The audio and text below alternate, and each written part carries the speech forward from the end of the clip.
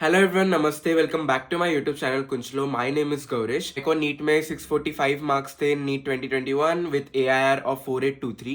And NEET को अभी जो नीट 2023 है उसको बहुत कम दिन बचे। आई थिंक 3 महीने से भी कम टाइम बचा है। एंड देयरफॉर ये जो है सबसे मोस्ट इंपॉर्टेंट टाइम रहता है आपके पूरे नीट के प्रिपरेशन में। अगर आपने 2 साल या फिर 1 साल मेहनत अच्छे से की है, कंसिस्टेंसी अगर आपने बरकरार रखी है, और अगर आप ये लास्ट के कुछ दिनों का अच्छे से फायदा नहीं उठाते हो, देन आपका कहीं ना कहीं जो है वो रिजल्ट इतने अच्छे से नहीं आता है। And so therefore I am here today to give you some tips and tricks so that you can get the desire marks which you need in order to get into a good medical college. So let's get started. मैं cousin छोटे भाई से बात कर रहा था जो अभी नीट देने वाला है एंड वो अपने बोर्ड्स की भी एग्जाम दे रहा है। सो देयरफॉर काफी ज्यादा प्रॉब्लम्स रहते हैं कि हम बोर्ड का अच्छे से करें या नीट का अच्छे से करें। देखो गाइस, बोर्ड के मार्क्स तुमको कोई तुम्हारे पूछने नहीं वाला है। तुमको प्रिसाइजली आई थिंक बोर्ड के 7 दिन पहले से बोर्ड पे फोकस करना चाहिए। I think more than that it is not actually recommended. उसमें भी अगर जो भी बायोलॉजी का है वो तो तुम एनसीईआरटी पढ़ो, चाहे तुम्हारा कौन सा भी बोर्ड हो, उससे तुम पास तो हो ही जाओगे पक्का।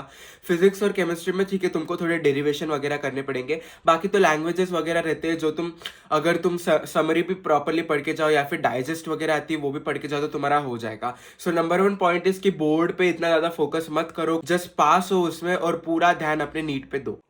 सेकेंड अप इज कि आपको मार्क्स डिस्ट्रीब्यूशन अपने दिमाग में रखना चाहिए। अगर आपको 650 मार्क्स चाहिए जिससे आपका एडमिशन हो जाएगा in majority of colleges in your state and all over India, तो 650 मार्क्स में आपको दिमाग में कैलकुलेशन रखना चाहिए कि मेरे को एटलीस्ट बायोलॉजी में 350 तो लाने हैं। मेरे खुद के 355 थे बायोलॉजी में, तब जाके मैं 645 मार्क्स इन टोटल बना पाया। सो बायोलॉजी बहुत इंपॉर्टेंट रोल प्ले करता है। मोर देन 50% मार्क्स तुम्हारे बायोलॉजी के ही आने हैं, तुमको 50% टाइम बायोलॉजी को ही देना है।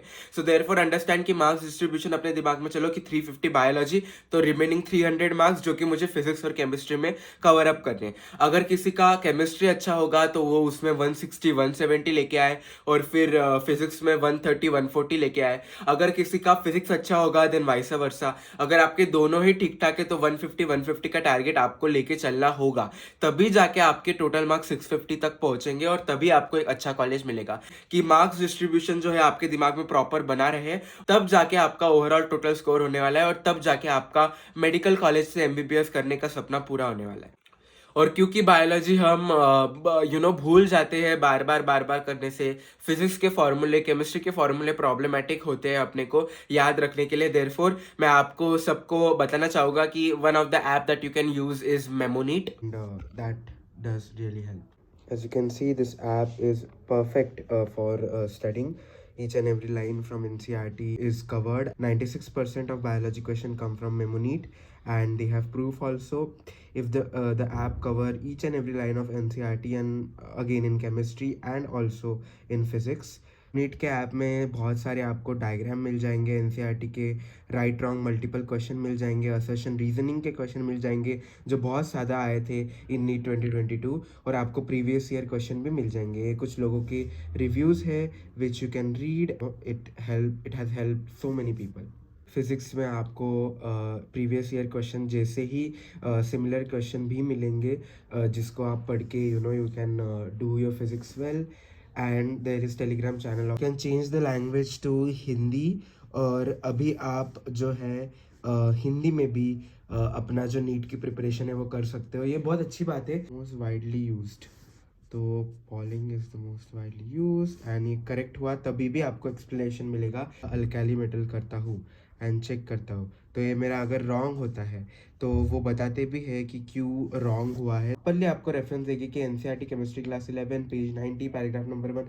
सो I think that is extremely nice. है इसकी स्पेशल रिवीजन एल्गोरिदम, जिसके वजह से every first day, third day, fifth day जो है रिवाइज हो गए क्वेश्चन और अपने मेमोरी में स्टोर होते जाएंगे, and it is almost like a game. For more detail check the link in the description box below. Also अब ये हिंदी में भी available. Use my code Kunchalo 300 to get discount. Biology का मैं हमेशा से बोलते आया हूँ कि at this stage of time जब फेब चल रहा है और तुम्हारा मई में पेपर है, तो फेब से ही आपको दिन में एटलीस्ट 2 चैप्टर बायोलॉजी के करने ही है। और ये बेयर मिनिमम है, इससे ज्यादा अगर आप कर पाओ तो अच्छा है आपके लिए, लेकिन एटलीस्ट आपको 2 चैप्टर तो दिन के लगाने ही। अभी 1 चैप्टर लगाने से या फिर आधा, या फिर अभी तो मैं समझने बैठूंगा चैप्टर, वो सब नहीं चलेगा। अभी आपको दिन के 2 चैप्टर करने हैं, मतलब करने हैं। आप उसको रिवाइज करो, आप उसको रटो, आप उसको रीड करो, और फिर उसके बाद उसके क्वेश्चन सॉल्व करो।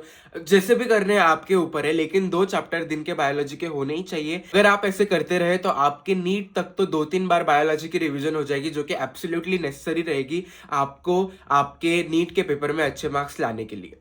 ऑर्गेनिक केमिस्ट्री के लिए भी एग्जैक्टली सेम चीज है कि आपको बार बार एनसीईआरटी रीड करना पड़ेगा। अगर ऑर्गेनिक केमिस्ट्री के कितने, आई थिंक हार्डली 15 चैप्टर हो गए, तो अगर आप रोज एक ऑर्गेनिक केमिस्ट्री का चैप्टर करते हो तो आपके 15 दिन में वो खत्म हो जाएंगे। ऐसे आप महीने में 2 बार ऑर्गेनिक केमिस्ट्री पूरा खत्म कर लोगे। डू यू पीपल अंडरस्टैंड कि उससे आपका कॉन्फिडेंस लेवल कितने आगे तक चला जाएगा? अगर आप एक महीने में पूरा 2 बार ऑर्गेनिक केमिस्ट्री कर लोगे तो फिर आपको कोई टेंशन रहेगा ही नहीं।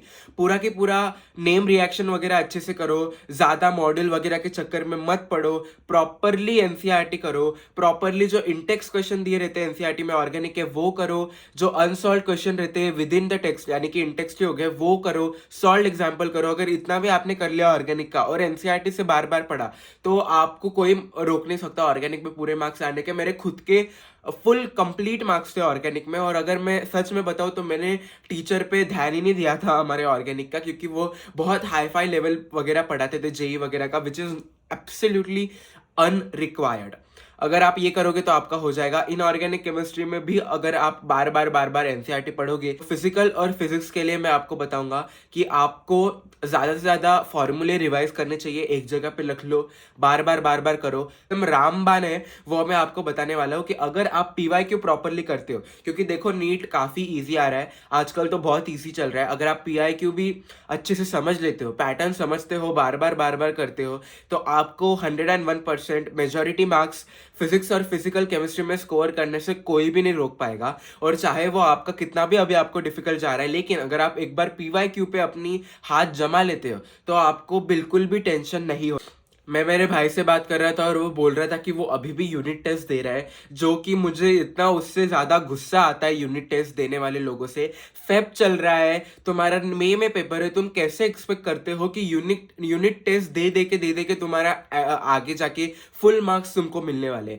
This is the high time कि अभी आप एवरी थर्ड डे, मतलब हर 2 दिन के गैप के बाद या फिर हफ्ते में एटलीस्ट 2 बार तो अभी फुल पोर्शन पे टेस्ट दो। यूनिट टेस्ट आप दोगे, उसमें कुछ क्वेश्चन डिफिकल्ट आएंगे, कुछ इजी आएंगे, कुछ एक चैप्टर पे ज्यादा आ जाएंगे, एक चैप्टर पे कम, तो तुमको प्रॉपरली समझ में नहीं आएगा कि आपका कौन सा पार्ट वीक है, आपको फुल सिलेबस पे टेस्ट देते आ रहे हैं या नहीं, आपको पूरा जम रहा है या नहीं। So therefore it is extremely important at this point of time that you let go of whatever your coaching institute is taking, you are not studying for the coaching institute. पहली बात तो ये याद रखो कि आप coaching के लिए नहीं पढ़ रहे हो, आप खुद के लिए पढ़ रहे हो। आप खुद के लिए भी नहीं एक्चुअली पढ़ रहे हो, आप एनटीए का पेपर जो है उसके लिए पढ़ रहे हो, और आपको उसमें अच्छे से मार्क्स लाने हैं। आपको कोचिंग का फर्क नहीं पड़ता, आपका एलन हो, आकाश हो, पाताल हो, उससे कुछ फर्क नहीं पड़ता है। आपको अपने मार्क्स अच्छे से लाने हैं और आपको एनटीए के लिए पढ़ना है। सो therefore it is extremely important कि आप पास्ट ईयर देखो, आप एनटीए के नीट के पेपर देखो, आप जो नीट बेस्ड पेपर है,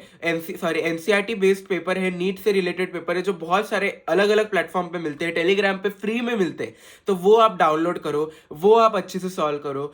और ऐसा नहीं है कि एक बार मॉक दे दिया ठीक है वो साइड में रखा, तो फिर तो आपका मॉक देने का कुछ फायदा ही नहीं, फिर वो 3 घंटे वेस्ट हुए। आपको 3 घंटे मॉक्स देने के बाद एटलीस्ट फिर से 3 घंटे देने चाहिए in order to analyse those mocks. अगर आप एनालाइज नहीं करोगे then it is not going to help you at all.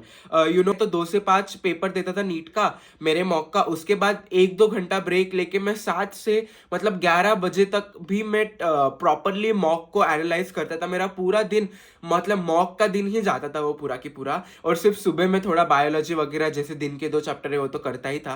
तो therefore it is extremely important कि आप मॉक्स को जो है पूरे पूरे तरीके से उसको प्रॉपर्ली एनालाइज करो, एक-एक मिस्टेक देखो, मतलब आप काइंड ऑफ वो फिर से डबल पेपर सॉल्व कर ही लो। अगर आप ऐसा करोगे तो ही आपके मार्क्स बनने वाले हैं, क्योंकि analysing the मॉक्स is probably the most important part that you can do in the last few days. जो आप सॉल्व करोगे उसको एनालाइज करोगे, मिस्टेक नोटबुक आपको बनानी है जिसमें आप मिस्टेक लिखोगे कि ये मैंने अगर सॉल्व किया ये गलत हुआ तो ये क्यों गलत हुआ, मैंने क्या गलत रीड किया, मैंने कि आपकी सिली मिस्टेक काफी हद तक कम हो जाएगी एक्चुअल नीट के पेपर में। सो therefore it is extremely important. Secondly understand कि अभी बहुत लास्ट का टाइम है, अभी ऐसा मत करो कि आपने अगर कोई चैप्टर छुआ ही नहीं है या फिर कोई बहुत बड़ा इंपॉर्टेंट चैप्टर है और अगर आपने वो किया ही नहीं अभी तक और अब अभी आप अच्छे से उसको करने बैठोगे और उसके वीडियो एक एक करके देखोगे, ये टाइम गया है अभी। जो आपने चैप्टर अच्छे से किए उसको फिर से रिवाइज करो, अच्छे से अपने आप पे कॉन्फिडेंस रखो, पॉजिटिव एटीट्यूड रखो, सब कुछ छोड़ दो, सब सोशल मीडिया वगैरह सब कुछ, यूट्यूब में तो मैं बोल रहा हूँ मेरे भी